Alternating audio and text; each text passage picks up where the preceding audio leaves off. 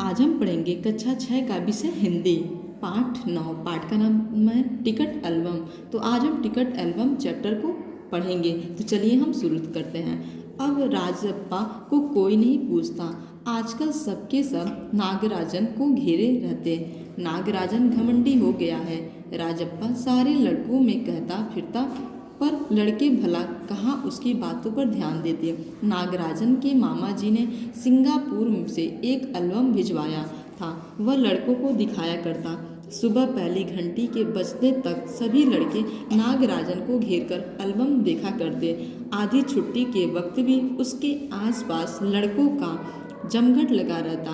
कई लोग टोलियों में उसके घर तक हो आए। नागराजन शांतिपूर्वक सभी को अपना एल्बम दिखाता, पर किसी को हाथ नहीं लगाने देता।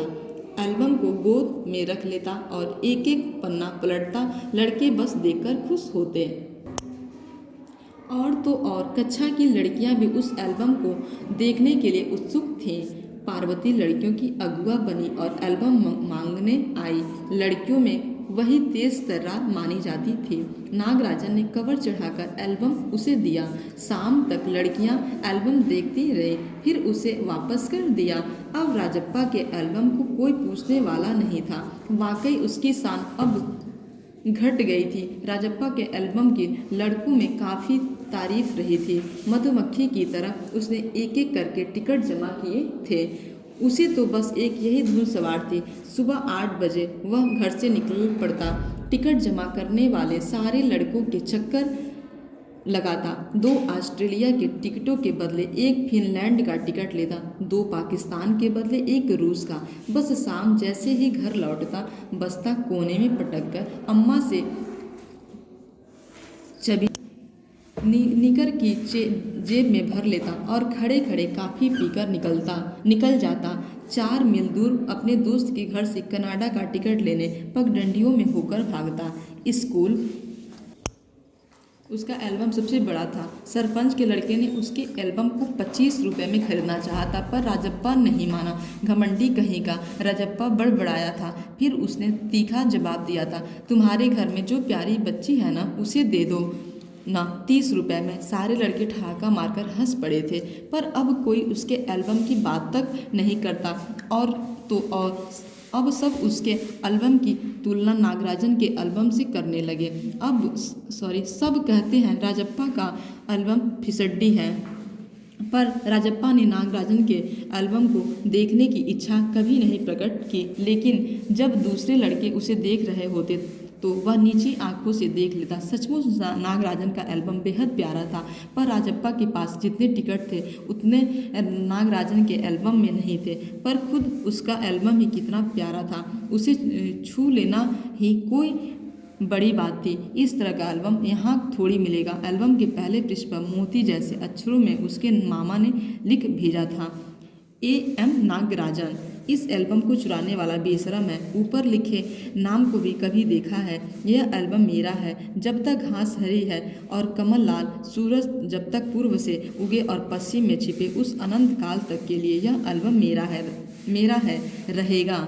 लड़कों ने इसे अपने एल्बम में उतार लिया। लड़कियों ने झट कापियों और किताबों में टीप लिया। तुम लोग यह नकल क्यों करते हो, नकलची कहीं के। राजप्पा ने लड़कों को घुड़की दी। सब चुप रहे, पर कृष्णन से नहीं रहा गया। जा जलता है ईर्ष्यालु कहीं का। मैं काहे को जलूं, जले तेरा खानदान। मेरा एल्बम उसके एल्बम से कहीं बड़ा है। राजप्पा ने शान बखारी। अरे उसके पास जो टिकटें हैं वह है कहीं तेरे पास। सब क्यों, बस एक इंडोनेशिया का टिकट दिखा दो। अरे पानी भरोगे। हाँ, कृष्णन ने छेड़ा। पर मेरे पास जो टिकट है वह कहाँ है उसके पास। राजप्पा ने फिर ललकारा। उसके पास जो टिकट है वही दिखा दो। कृष्णन भी कम नहीं था। ठीक है, 10 रुपये की शर्त, मेरे वाले टिकट दिखा दो। तुम्हारा एल्बम कूड़ा है। कृष्णन चीखा। हाँ कूड़ा। लड़के जैसा कोरस गाने लगे। राजप्पा को लगा अपने एल्बम के बारे में बातें करना फालतू है। उसने कितनी मेहनत और लगन से टिकट बटोरे हैं। सिंगापुर से आए इस एक पर्सनल ने नागराजन का एक ही दिन में मशहूर कर दिया। पर दोनों में कितना अंतर है, ये लड़के क्या समझेंगे। राजप्पा मन ही मन कूढ़ रहा था। स्कूल जाना अब खलने लगा था और लड़कों को सामने जाने में शर्म आने लगी। आमतौर पर शनिवार और रविवार को टिकट की खोज में लगा रहता, परंतु अब घर घुसा हो गया था। दिन में कई बार एल्बम को पलटता रहता, रात को लेट जाता, सहसा जाने क्या सोचकर उठता, ट्रंक खोलकर एल्बम निकालता और एक बार पूरा देख जाता। उसे एल्बम से चिढ़ होने लगी थी। उसे लगा एल्बम वाकई कूड़ा हो गया है। उस दिन शाम उसने जैसे तय कर लिया था, वह नागराजन के घर गया। अब कोई कितना अपमान सहे, नागराजन के हाथ अचानक एक एल्बम लगा है, बस यही ना। वह क्या जाने टिकट कैसा जमा किए जाते हैं, एक एक टिकट की क्या कीमत होती। वह भला क्या समझे। सोचता होगा टिकट जितना बड़ा होगा वह उतना ही कीमती होगा, या फिर सोचता होगा बड़े देश का टिकट कीमती होगा। वह भला क्या समझे। उसके पास जितने भी फालतू टिकट हैं उन्हें टरका कर उसे अच्छे टिकट झाड़ लेगा। कितनों को तो उसने यूं ही उल्लू बनाया। कितनी चालबाजी करनी पड़ती है। नागराजन भला किस खेत की मूली है। राजप्पा नागराजन के घर पहुंचकर ऊपर गया। चूँकि वह अक्सर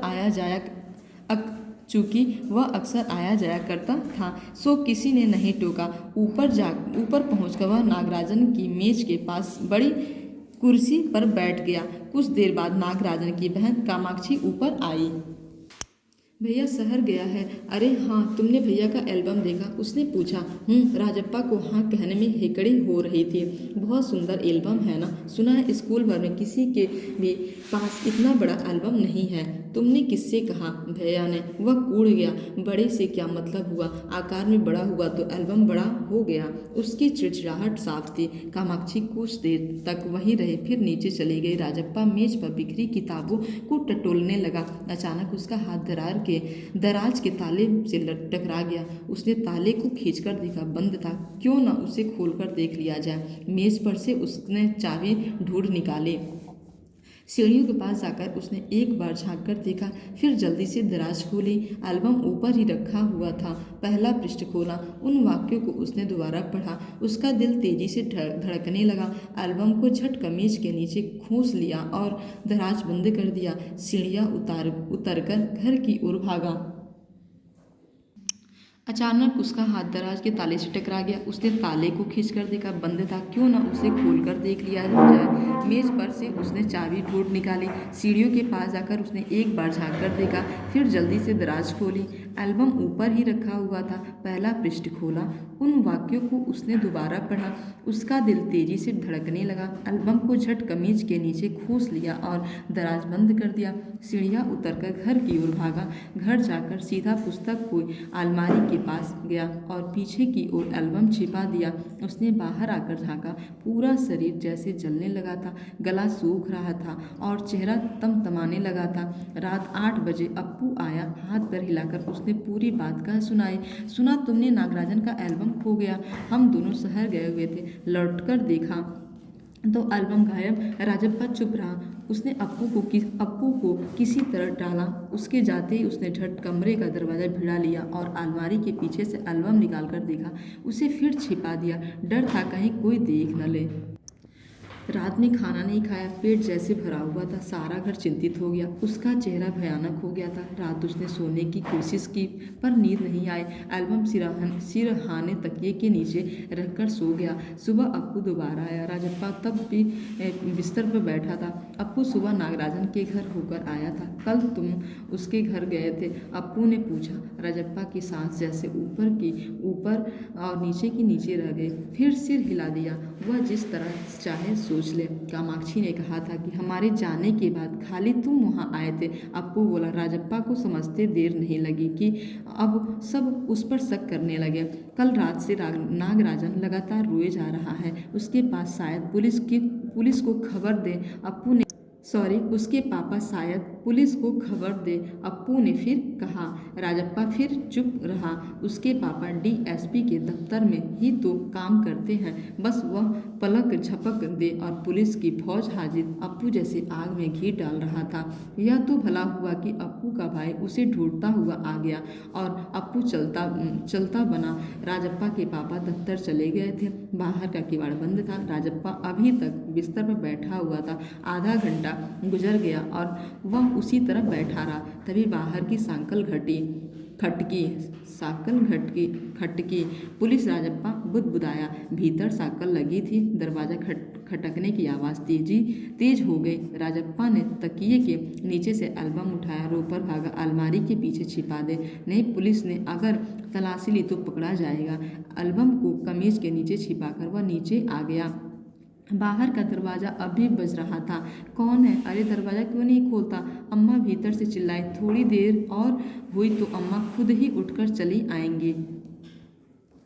राजप्पा पिछवाड़े की ओर भागा। जल्दी से बाथरूम में घुसकर दरवाज़ा बंद कर लिया। अम्मा ने अंगीठी पर गर्म पानी की तेगच्ची चढ़ा रखी थी। उसने एल्बम को अंगीठी में डाल दिया। एल्बम जलने लगा। कितने प्यारे टिकट थे। राजप्पा की आंखों में आंसू आ गए। तभी अम्मा की आवाज़ आई, जल्दी से आ तो नहाकर नागराजन तुझे ढूंढता हुआ आया है। राजप्पा ने निकर उतार दी और गीला तौलिया लपेटकर बाहर आ गया। कपड़े बदलकर वह ऊपर गया। नागराजन कुर्सी पर बैठा हुआ था। उसने देखते ही बोला, मेरा एल्बम खो गया यार। उसका चेहरा उतरा हुआ था। काफ़ी रोकर आया था शायद। कहाँ रखा था तुमने? राजप्पा ने पूछा। शायद दराज में। शहर में लौटा तो गायब। नागराजन की आंखों में आंसू आ गए। राजप्पा से चेहरा बचाकर उसने आंखें पोंछ ली। रो मत यार, राजप्पा ने उसे पुचकारा। वह फपक कर रो दिया। राजप्पा झट नीचे उतर गया। 1 मिनट में वह ऊपर नागराजन के सामने था। उसके हाथ में उसका अपना एल्बम था। लो यार, रहा मेरा एल्बम। अब इसे तुम रख लो। ऐसे क्यों देख रहे हो? मजाक नहीं कर रहा, सच कह रहा हूँ। इसे अब तुम रख लो। बहला रहे हो यार? नागराजन को जैसे यकीन नहीं आया। नहीं यार, सचमुच तुमको दे रहा हूँ, रख लो। राजप्पा भला अपना एल्बम उसे दे दे। कैसा चमत्कार है। नागराजन को अब भी यकीन नहीं आ रहा था। पर राजप्पा अपनी बात बार बार दोहरा रहा था। उसका गला भर आया था। ठीक है, मैं इसे रख लेता हूँ, पर तुम क्या करोगे? मुझे नहीं चाहिए। क्यों, तुम्हें एक भी टिकट नहीं चाहिए? नहीं, पर तुम कैसे रहोगे बगैर किसी टिकट के? रोता क्यों है यार? ले, इस एल्बम को तू ही रख ले। इतनी मेहनत की है तूने। नागराजन बोला। नहीं, तुम रख लो, लेकर चले जाओ यहाँ से। वह चीखा और फूट कर रो दिया। नागराजन की समझ में कुछ नहीं आया। वह एल्बम बेकार नीचे उतर गया। कमीज से आंखें पोंछता हुआ राजप्पा भी नीचे उतर आया। दोनों साथ साथ दरवाजा तक आए। बहुत बहुत धन्यवाद, मैं घर चलूँ। नागराजन सीढ़ियाँ उतरने लगा। सुनो राजू, राजप्पा ने पुकारा। नागराजन ने उसे पलटकर देखा।